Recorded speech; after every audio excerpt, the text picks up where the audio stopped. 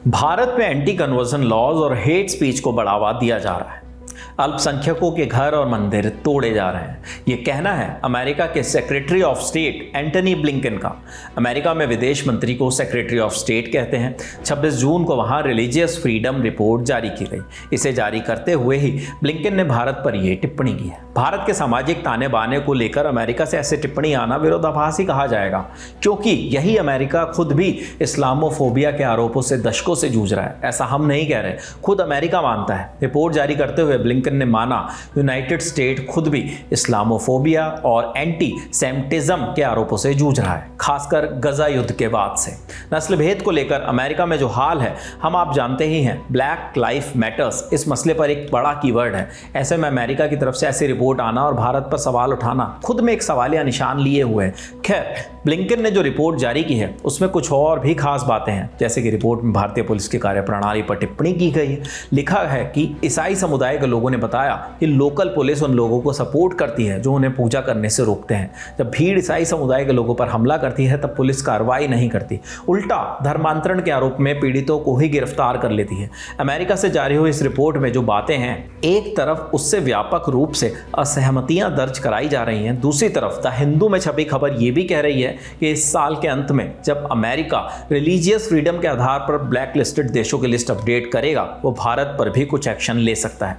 इस रिपोर्ट पर अभी भारत की ओर से कोई प्रतिक्रिया नहीं आई है। आएगी तो वो भी आपको जरूर बताएंगे। इससे पहले अमेरिका के विदेश मंत्रालय ने 22 अप्रैल 2024 को भी एक रिपोर्ट जारी की थी। उस रिपोर्ट में दावा किया गया था कि मणिपुर में मैतेई और कुकी समुदायों में जातीय हिंसा फैलाने के बाद वहां मानवाधिकारों को जमकर हनन हुआ है। 3 मई से 15 नवंबर के बीच तकरीबन 175 लोग मारे गए, 60,000 से ज्यादा लोग विस्थापित हुए। भारत में रह रहे मुस्लिमों को लेकर भी रिपोर्ट में कई दावे किए गए थे। कहा गया था कि भारत में बीजेपी के नेतृत्व वाली केंद्र सरकार समुदाय विशेष के साथ भेदभाव कर रही है और भारत में अल्पसंख्यकों पर हमले बढ़े हैं। उस रिपोर्ट पर भारत की ओर से जवाब आया था। विदेश मंत्रालय के प्रवक्ता रणधीर जायसवाल ने कहा था कि यह रिपोर्ट दिखाती है कि अमेरिका की भारत को लेकर समझ ठीक नहीं है। जायसवाल ने कहा था कि हम इस रिपोर्ट को कोई महत्व नहीं देते हैं और आप भी ऐसा ही करें। अप्रैल वाले उस रिपोर्ट पर रूस ने भी भारत का साथ दिया था। कहा था इस तरह की रिपोर्ट जारी करने से पहले अमेरिका को भारत का सामाजिक ताना बाना समझना चाहिए। लेकिन अब ऐसी ही एक और रिपोर्ट अमेरिका ने जारी की है। आपकी इस पर क्या राय है हमें कमेंट बॉक्स में ज़रूर बताइए। इस रिपोर्ट के बारे में तमाम जानकारी जुटाई थी हमारे साथी रजत ने। बाकी आगे इस खबर से जुड़ा जो भी अपडेट आएगा वो आपको ललन टॉप पर ही मिलेगा। कैमरे के पीछे मेरे साथी मोहन है, मेरा नाम है विपिन। देखते रहिए ललन टॉप। शुक्रिया।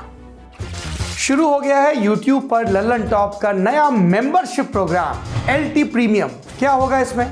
LT प्रीमियम मेंबर्स किसी भी प्लेटफॉर्म से 3 दिन पहले देख सकते हैं guest in the news room और किताब वाला जैसे कई शोज। ललन टॉप के हम सब एंकर्स हर हफ्ते आपसे करेंगे लाइव चैट, देंगे आपके सवालों के जवाब। ललन टॉप के न्यूज रूम में क्या होता है, अर्ली एक्सेस ब्लॉग में दिखेगी न्यूज रूम की रोचक जानकारी और उठापटक। ये मेंबरशिप लेने के बाद सिने सन्यासी समेत कई नए नवेले पॉडकास्ट भी आप सबसे पहले सुन पाएंगे। जो हमारे नए शोज प्रस्तावित हैं उस पर भी आपकी राय ली जाएगी, खास तौर पर क्योंकि आप हैं हमारे प्रीमियम व्यूअर। इसके अलावा मज़ेदार स्टिकर्स के साथ चैट कमेंट करके आप नजर आएंगे सबसे अलग। इन स्टिकर्स का इस्तेमाल आप YouTube के चैट और कमेंट सेक्शन में कर पाएंगे। इस मजे के लिए क्या करना होगा, इस जुड़ाव के लिए क्या करना होगा, जाना होगा ललन टॉप के YouTube चैनल पर और ज्वाइन बटन को प्रेस करना होगा। फिर सिर्फ 59 रुपए महीने में मिलेगा ललन टॉप आनंद। एप्पल यूजर नीचे दिए लिंक पर क्लिक कर LT प्रीमियम सब्सक्राइब करें।